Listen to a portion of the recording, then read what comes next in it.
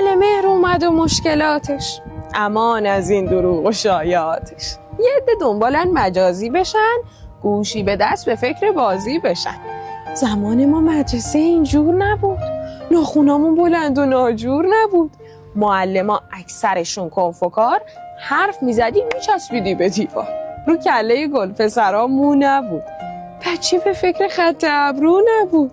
اون زمان سرویس های خاص نبود، خانواده این همه حساس نبود. اول صبح با یه مگس کش ناز بچه تا مدرسه میخونده شاباز. اون موقع ها اسمای تناز نبود، تو مدرسه آروین و آیناز نبود. بچه هامون همه رضا و محمد، نمره هامون همیشه 100 بود از 100. تو مدرسه همیشه کیک و شیر بود، ساندویچ بچه هامون پنیر بود.